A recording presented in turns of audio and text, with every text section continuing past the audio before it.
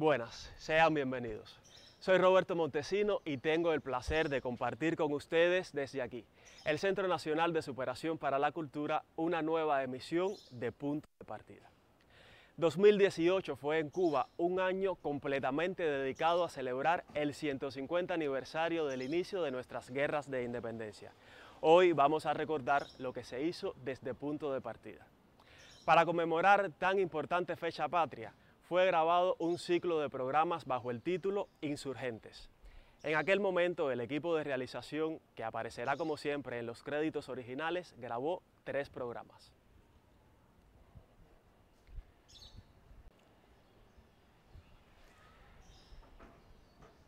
Mientras se piense en Cuba, se deberá pensar con veneración y respeto en aquel que nos enseñó primero a empezar. Estas palabras de José de la Luz y Caballero sobre el padre Félix Varela sirvieron de inspiración para grabar el programa que les vamos a mostrar hoy. Espero lo disfruten.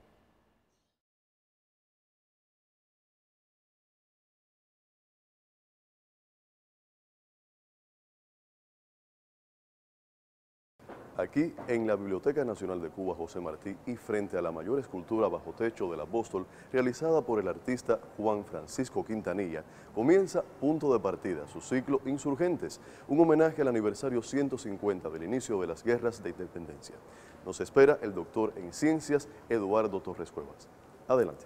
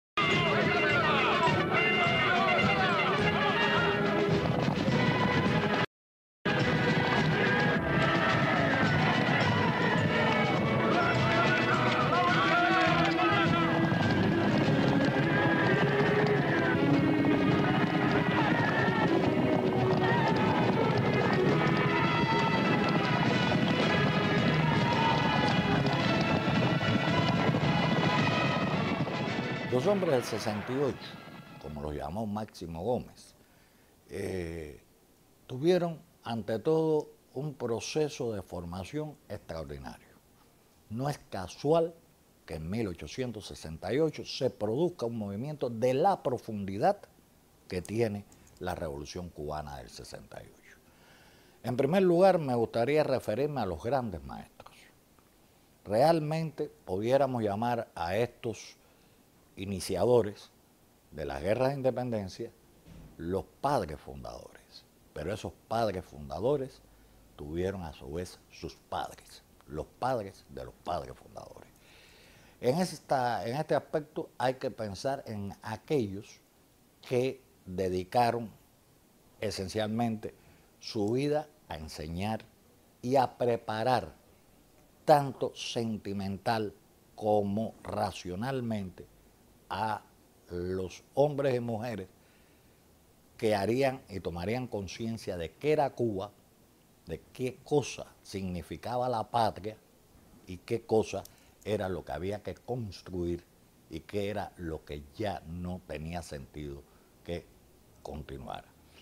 En ese sentido, hay que remitirse sin duda al padre Félix Varela, porque Varela fue el primero en crear un método en sus lecciones de filosofía que nos permitían o nos permitieron a los cubanos de su época un estudio profundo de su realidad. Hasta entonces el pensamiento era muy general, muy universal. Varela introduce ya un pensamiento que es la base del pensamiento cubano posterior. Es el padre iniciador de todo el pensamiento cubano, tanto en lo científico como en lo en lo político y social.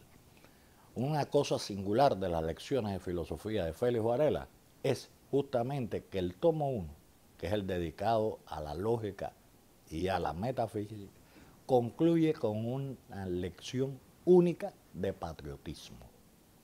Y Varela ya hace la distinción entre lo que es ser patriota y lo que es el patrioterismo o el uso vulgar, intencional del patriotismo para manipular a veces al ser humano.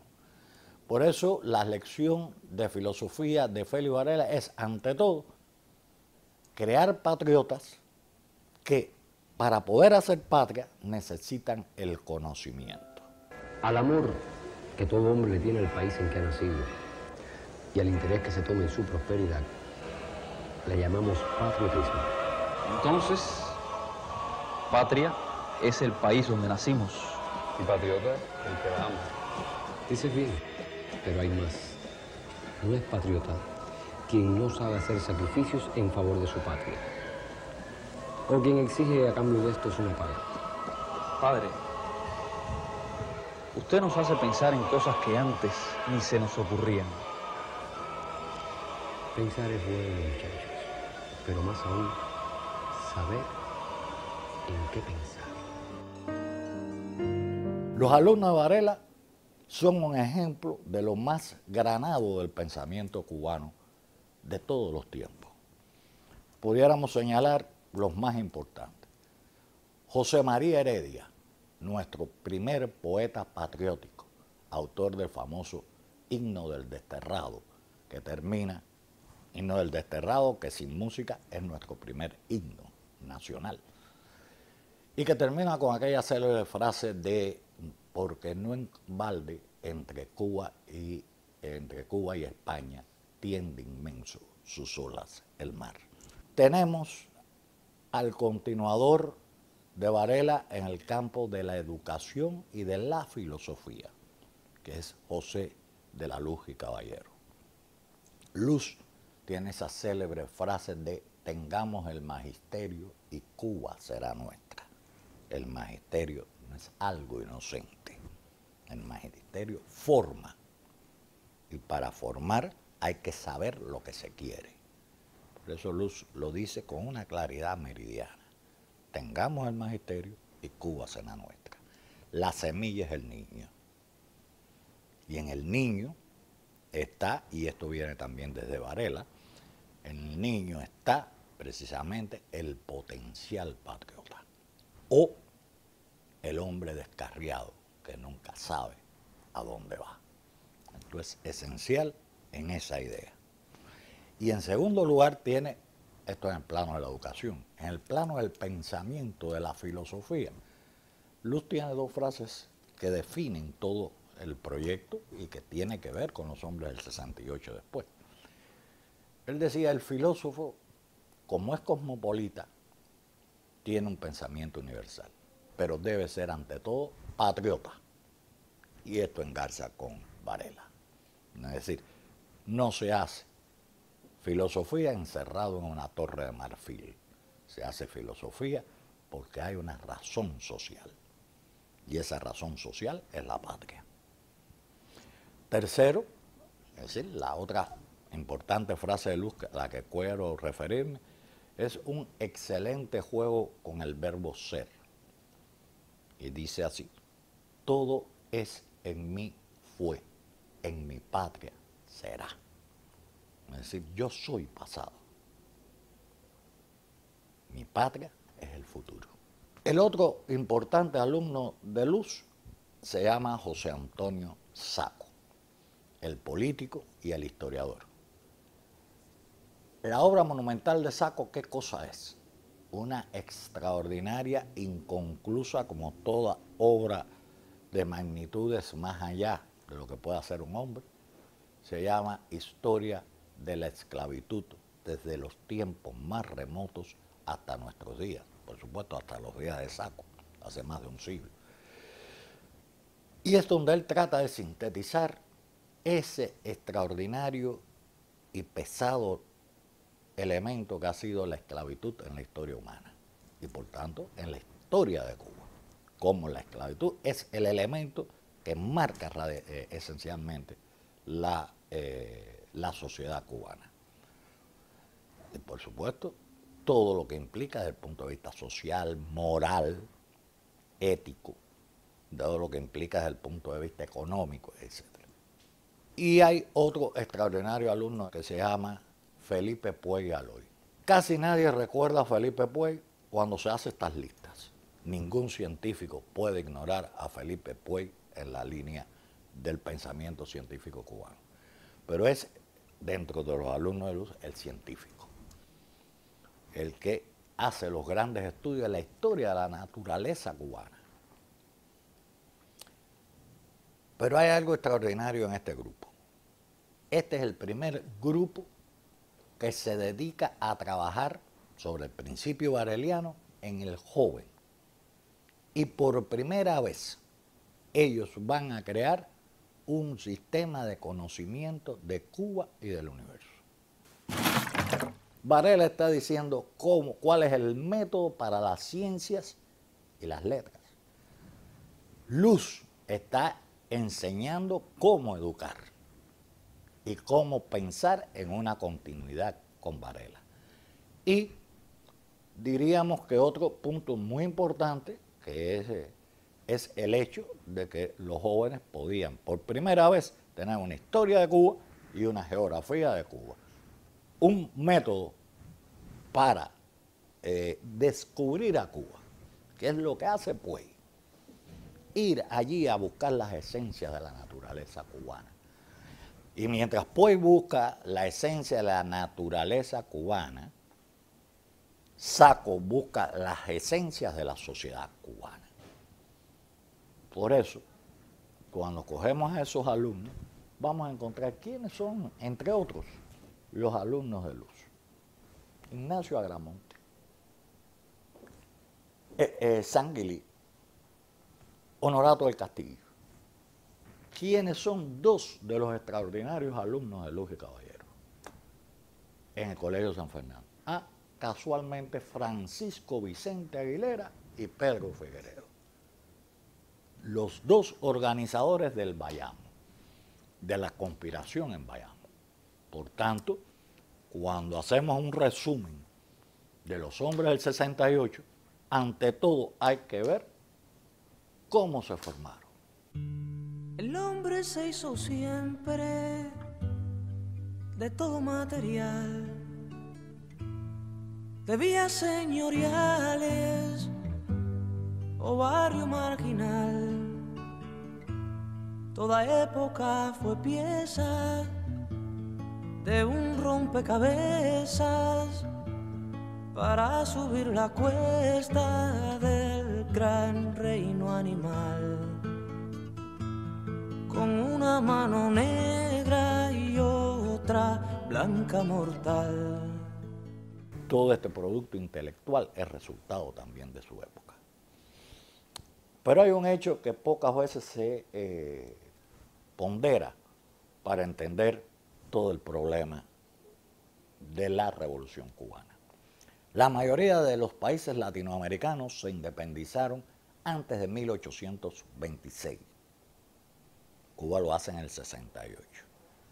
Hay un periodo de tiempo por medio y hay un desarrollo universal en lo económico, pero sobre todo, para lo que nos interesa, en lo político, social y en el pensamiento de la época.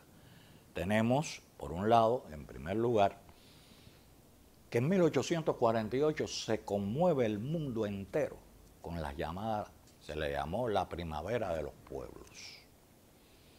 En Francia, Italia, en todas partes estallan las revoluciones contra el absolutismo y las religiones oficiales. Cuando se producen todos estos movimientos que fueron llamados liberales, pero también es el momento en que nacen los movimientos socialistas, el lema que se escoge se busca allá atrás y se rescata el lema libertad, igualdad y fraternidad. Es a partir de entonces que ese lema se universaliza como el lema de las grandes aspiraciones sociales. Y es en ese momento también en que la marsellesa se rescata y se universaliza como el himno de los revolucionarios franceses. Perdón, de los revolucionarios del mundo, no solo de los franceses. Es interesante porque hoy es el himno nacional de Francia, pero en 1868 era el himno de los revolucionarios del mundo. Y la monarquía francesa de Napoleón III jamás hubiera aceptado un himno como la marsellesa, porque era un himno que iba precisamente contra la monarquía. Por eso es el himno de los revolucionarios. Y esto es muy importante entenderlo para tener referente porque este himno tuvo la repercusión que tuvo.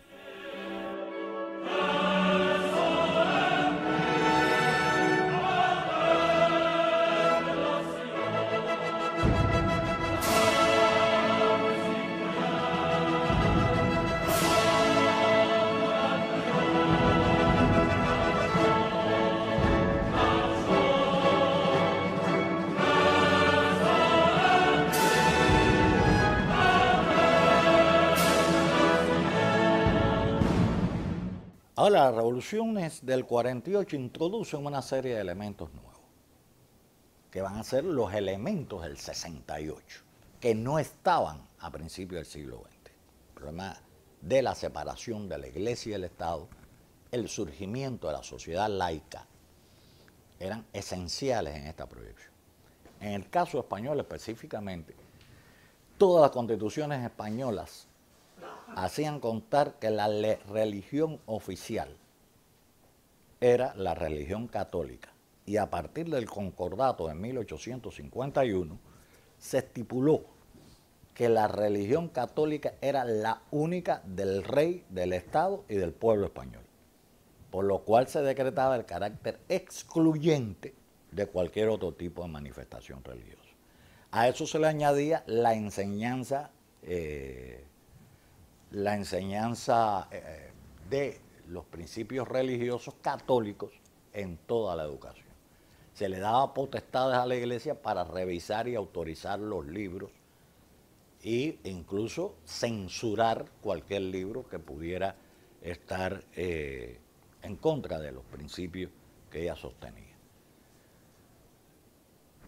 En contraparte estaba el movimiento revolucionario y liberal de aquella época, contra la monarquía católica española. Se estaba levantando la república laica. La soberanía no estaría en el rey o soberano, sino que el soberano sería el pueblo. Y esto es clave porque después vienen los tiempos y nosotros todos nacimos en la república. Y por tanto, este problema que fue fundamental en aquella época, no lo vemos así porque ya pasó, ya fue superado. Pero realmente, una de las grandes contradicciones de ese momento es esta. Es decir, el movimiento tiene que ser, o fue, revolucionario, no fue solo el caso de Cuba. Habría que hablar de todos los lugares donde se luchó por la creación del Estado laico, que implicó la separación de la Iglesia y del Estado, la libertad de conciencia, la libertad de culto y algo muy importante, la enseñanza pública, gratuita y laica. Es decir, en un aula no se habla ni se enseña ninguna religión particular. Se respeta la religión de todos los que estén allí presentes, o de los padres fundamentalmente. Sí surge algo muy importante en Cuba. En esa época surge en 1859 la masonería cubana. ¿Qué tiene de contenido la masonería cubana? Pues tiene nada menos y nada más entre sus contenidos que la visión racional de cómo, del comportamiento social de los hombres. Y tiene sobre sus bases, como base, las ideas primero de la Ilustración y después del Iluminismo. Todo esto lleva precisamente a la ponderación del Estado laico la ponderación a las libertades, aclaro algo que es muy importante, porque cada época histórica tiene conceptos y esos conceptos hay que leerlos de acuerdo al contenido que tiene en cada época histórica. Si yo dijera los liberales, bueno, hoy se puede pensar en los liberales de hoy. Pero los liberales de aquella época no eran en Cuba, no eran nada de eso. Y la masonería, en gran medida, era expresión de ese pensamiento. Por eso era la contraposición que en algunos lugares de América Latina fue entre liberales y conservadores. Es decir, los liberales representan, por lo general, muchos de ellos son masones o tienen el apoyo de la masonería, y los conservadores tienen el apoyo de la iglesia. En general, no es una afirmación excluyente ni absoluta. Pero ¿qué quería decir ser liberal en aquella época? Pues nada menos y nada más que simplemente los partidarios de las libertades. Yo soy liberal porque soy partidario de las libertades del hombre. Y todo el programa que tenían los liberales era el programa de las libertades, libertad de imprenta, libertad de culto, libertad de movimiento, libertad. Todo era la libertad de la nación, que era la primera. Por tanto, donde quiera que aparecían estos grupos, generalmente se la asociaba con grupos revolucionarios. No era así siempre, pero en el caso de Cuba, el Gran Oriente de Cuba y las Antillas, es un cuerpo absolutamente revolucionario. Era tan atrevido que les voy a leer simplemente el juramento del Gran Oriente de Cuba y las Antillas. Este juramento es el que hicieron los miembros de la logia Buena Fe de Manzanillo, cuyo venerable maestro es Carlos Manuel de Céspedes. Si cogen el diario perdido de Céspedes, él después crea en La Manigua otra logia que se llama Independencia, y se pasa en el diario hablando de la gente que está iniciando en la logia. Si se van a Bayamo, la logia de Bayamo se llama Estrella Tropical. ¿Y quiénes son los dirigentes de Estrella Tropical? Los mismos del Comité Revolucionario de Bayamo, los mismos hombres del 68. Francisco Vicente Aguilera, Pedro Figueredo y Francisco Maceo Osorio. El jefe militar en un momento inicial, Donato Mármol, se inicia allí. Se van a Las Tunas y allá está Vicente García también en una logia. Se van al Camagüey y está una de las logias más importantes, Tínima, donde están todos los que se van a levantar en el Camagüey. Entre ellos Ignacio Agramonte y Salvador Cisneros Betancourt. Y se van a las villas y van a encontrar, las villas eran las villas. Las villas nunca fue monocéntrica. Las villas eran las distintas villas. Por eso se llama las villas en plural. Santa Clara, Remedios, Cienfuegos, Santi Espíritu, Placeta, Trinidad, Sagua la Grande. Y en todas hay logias masónicas. ¿Y quiénes son los dirigentes? Los principales pronunciados en San Gil en febrero del 69 por el movimiento independentista. Les leo simplemente el juramento que hacían estas personas que ingresaban a las logias y que van a ser importantes figuras de los hombres del 68. Leo el primer juramento. Juro y prometo marchar con paso firme al noble objeto de la obra, de la orden, proteger la inocencia y castigar el crimen, consagrándome desde ahora a la libertad, la igualdad y la fraternidad del linaje humano. Juro y prometo trabajar por todos los medios en destruir la tiranía, desenmascarar y confundir la impostura, contribuir con todo mi poder a la difusión de las luces y propagación de las ideas liberales, donde quiera que me encuentre. No descansar hasta que obtengan los demás hombres, según su capacidad y su conducta, la parte a que tiene natural derecho en la soberanía del pueblo, Juro y prometo defender el bien público, tomar a los oprimidos por hermanos y a los opresores por enemigos. Es ahí, en síntesis, una historia de una generación que fue formada desde el punto de vista de los estudios científicos y académicos, que fue formada desde la escuelita pública, que actuó dentro de una realidad específica y que pudo llevar a cabo una, y este es otro término importante, una revolución que no fue solo un estallido de dignidad, fue un profundo pensamiento que tenía que ver con la ciencia de su época, con el conocimiento real de su patria y con la aspiración de superar todos aquellos elementos que no permitían la dignidad plena del hombre. Esa es la grandeza de los hombres del 68. Pero esa grandeza está dada no por la ignorancia, sino por el conocimiento. No hubiera habido una revolución con un programa, y eso es lo que diferencia una revolución de una insurrección o una simple rebeldía, porque la insurrección y la rebeldía no tienen programa, es la reacción natural y humana ante la explotación. Pero la revolución no es solo la reacción hacia eso, es qué sustituye a esa explotación, cómo la elimino y cómo llego a este objetivo supremo que es la dignidad plena del hombre. Y Martí lo hereda. ¿Con qué cierra Martí?